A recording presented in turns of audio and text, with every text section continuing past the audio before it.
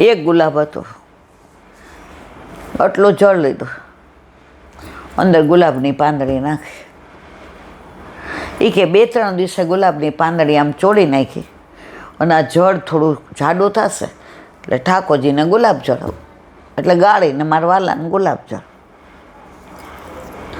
2 દી પછી તો એટલું સરસ થઈ ગયું, આખા ઘરમાં સુગંધ.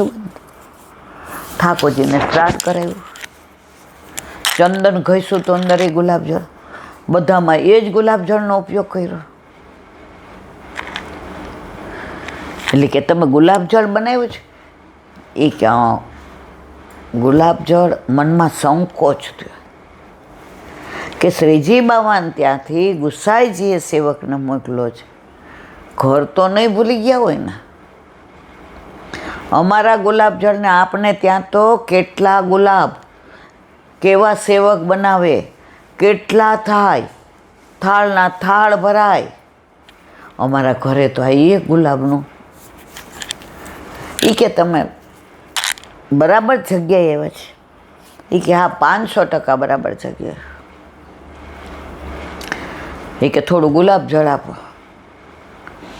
બોલાવ્યું અડધું તો પછી ક્યાં છે લઈ જાઓ, પણ મનમાં સંકોચ થતો કે ક્યાં એ ચૈત્રી ગુલાબ ને ક્યાં શ્રીજી બાવાનો વૈભવ ને ક્યાં એમને આટલા મોટા મોટા થાળની અંદર ગુલાબ જળ બને ને, અને અમારા જેવાય તો એક ગુલાબની પાંદડીનું.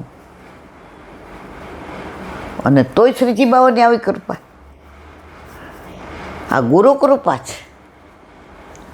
ઓલા લઈ આવ્યા, સ્નાન કરાવ્યું અને ચંદન. બાવા કાકાજી અબ બડો આનંદ આવ્યો, અબ કી તો બાથી મત પૂછો. કાકાજી ये गुलाब जल. તો ઠાકોરજીને ભાવ જોઈએ છે. ઠાકોરજીને તમારું અંદરની ઉષ્મા જોઈએ છે, પ્રેમ જોઈએ છે. એને તમારી ક્રિયા. એક વૈષ્ણવે સોનાના પાત્ર કરાવ્યા, એટલે સોનાની દૂધની કટોરી, ઇન્દર નાની વાડકી ઓલી, અને મને લાગે છે ડીશ કરાવી, ઓલું સ્વીટ ધરાવવા, 3-4 વસ્તુ. પછી રોજ ઘસે ને તો એને મનમાં વિચાર આવે એ કે આ તો સોનું ઘસાઈ જાય છે. એટલે એના પર કે આપણે જીવીએ ત્યાં સુધી તો હાલશે ને, એમ કે સોનું તૂટી જશે. પ્રેમથી ધરાવસ પછી ઘસવાની હું ચિંતા કરસ? વળી સરાવે ને ઓલું ઘસે, આ તો સારું બહુ ઘસાઈ જાય. આપણે તો વર્ષે એકવાર ધનતેરસ આ બુટ્ટીને બધું ધોઈએ, તો આ તો રોજ. મનમાં વિચાર આવ્યો, હવે કરાવ્યું છે એટલે ધરાવવું તો છે આમાં જ. એના વરને રાત્રે વાત કરી. એ કે સાંભળો છો ઓલા, શું આ સોનાને ચાંદીનો ગ્લેટ કરાવી નાખ્યો? એ કે કાં? એ કે ઘસું તો ચાંદીનો ગ્લેટ ઘસાય ને, એટલે એના વરખે તો મહિનામાં ખરાબ થઈ જાય, કાબર ચિત્રું લાગે. ઠાકોરજીને હાથમાં લેવાનું મન ન થાય કે એ કે મહિને કરાવીશ, પણ સોનું તો ન ઘસાય ને. એના વરકે સાંભળ, તે સોનાના પાત્ર એટલે કરાવ્યા જ કે દુનિયા જુએ કે તું સોનામાં ધરાવસ. જો તે તારા માથે બિરાજતા તારા ઠાકોરજીમાં આરોગ્ય એના માટે સોનાના પાત્ર કર્યા છે, તો ઘસાવાની ચિંતા કેમ કરસ? એ આરોગ્ય છે એ તારા નસીબની વાત છે. દુનિયામાં આટલા વૈષ્ણવોએ બ્રહ્મ સંબંધ લીધું છે, બધાના ઘરે ઠાકોરજી નથી બિરાજતા. જેને વલ્લભે સિલેક્ટ કર્યા જ એને ત્યાં જ બિરાજે છે. તો આપણને સિલેક્ટ કર્યા છે.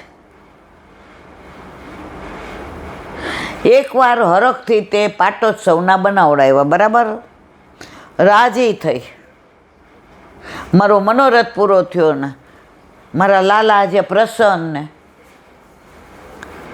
હવે 2-3 મહિનામાં તને એ ચિંતા થવા માંડી કે ઘસાઈ હશે. તું ગ્લેડ કરાવીશ તો તારો સોનાનો ભાવ તો વયો ગયો, ચાંદીનો જ ભાવ રહ્યો ને.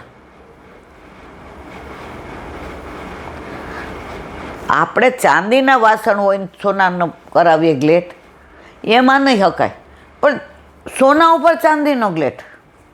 અને એનું કારણ એ કે ઘસાઈ ન જાય.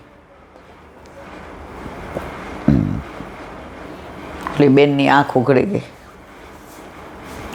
વાત તો સાચી છે. મેં સોનાના પાત્ર કોઈ ન જાણે એમ કરાવ્યા કે મારા પ્રભુને હું ધરાવું. મને કીધું તો ઠાકોરજીએ કરાવ, ના. મને જતાવ્યું તો, ના. મારા પ્રભુનો 10મો પાટોત્સવ હતો, એટલે બધા સોનાના બધા આભૂષણ હતા, ચાંદીના હતા, હીરાના હતા, પરવાળના હતા. તો મેં કીધું હવે કંઈક વિશિષ્ટ કરાવું. તો ચાંદીની તો થાળી ને વાડકો ને લોટો ને ગ્લાસ ને કટોરી ને ચમચી ને બધું જ હતું. તો પ્રભુને લાયક સોનાનું કરાવ્યું.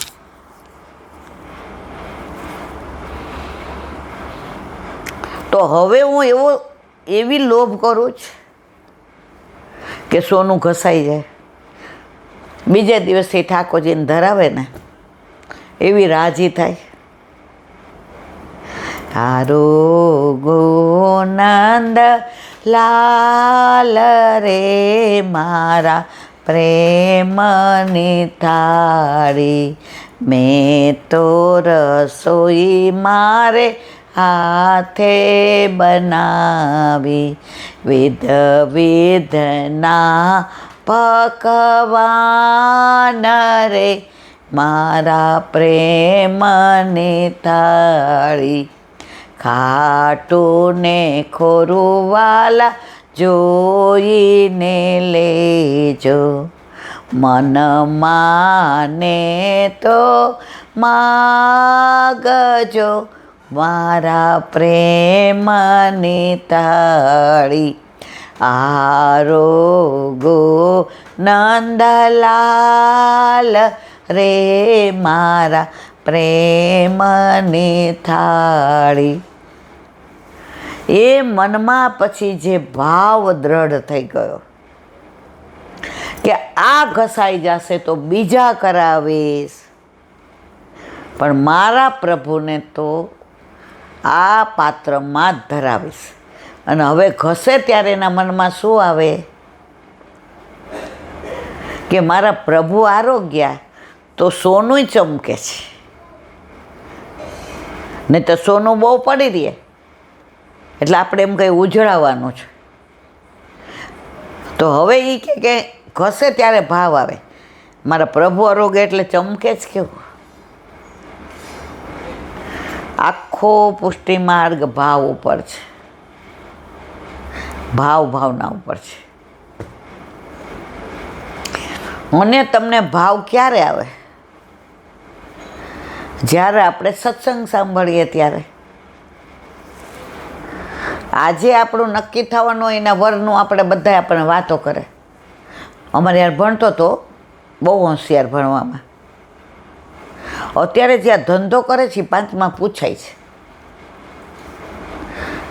આડોશ પાડોશવાળા તેમ કે અમને તકલીફ હોય તો પહેલાં એ જ આવી ઊભો રહે. તો જ્યાં આપણું નક્કી થવાનું છે ત્યાં એના વખાણ સાંભળીને આપણે એના ઉપર દ્રઢ થઈ જઈએ છીએ કે હું કેવા પાત્રની સાથે જોડાઈ રહી છું, કે કોઈ એના માટે એક શબ્દ ખોટું નથી બોલતું. તો આપણે કેવા પ્રભુ સાથે જોડાયા છે? પ્રભુ સર્વ સમર્થો હિ તતો નિશ્ચિતતા વ્રજેત. પ્રભુ ઉપર દ્રઢ વિશ્વાસ. તું જે કરીશ એ અમારા હિતનું કરીશ. તું સારું કરીશ તોય અમારા હિતનું, તું ખોટું કરીશ એ અમારા હિતનું. કોઈ અમારું સારું બોલે તોય અમારા હિતનું, કોઈ અમારું ખરાબ બોલે તોય અમારા હિતનું.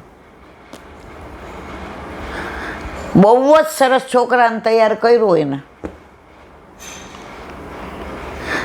તો કાળું ટપકું કરવાનું મન થાય કે એને નજર ન લાગે લૌકિકમાં. એ ટપકું ઓલાને જરાય ન ગમતું હોય, આમ પણ માં વિચાર કરે એને કોઈ નજર ના લાગે. તો ઠાકોરજી ઘણીવાર આપણી યાર એવી લીલા કરતા હોય કે તને નજર ન લાગે એટલે મારે આ કરવું પડે. તો ત્યારે નાસીપાસ નહીં થવાનું.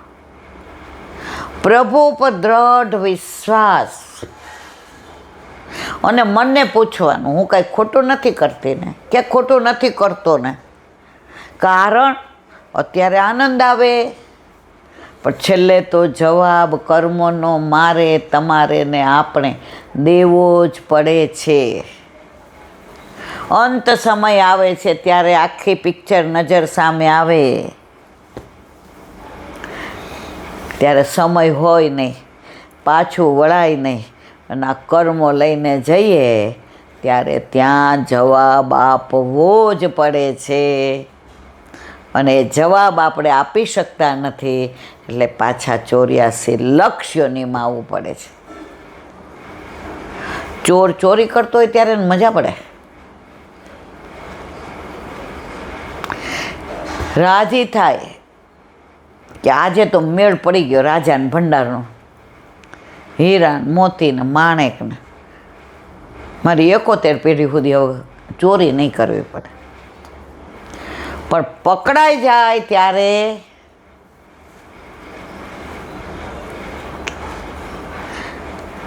તો આપણે બધા ઘણા એવું ખોટું કરી રહ્યા હોય છે. બહુ આનંદ આવે, રાજી થઈએ, પણ અંત સમય આવે ને ત્યારે લેખા જોગા તો મારા વાલા બધાનો હિસાબ એ કોમ્પ્યુટરમાં આવે છે. એમાં ક્યાંય વાયરસ નથી આવતો અને એમાં સેવ થઈ જાય ને પછી કાઢી નથી શકાતું. નક્કી આપણે કરવાનું છે. સારા કર્મો કરશું તો સામે સારા આવશે, ખોટા કર્મો કરશું તો સામે ખોટા આવશે. આજે જ મને સગુને આરાધ્ય એક જોક કીધો સરસ.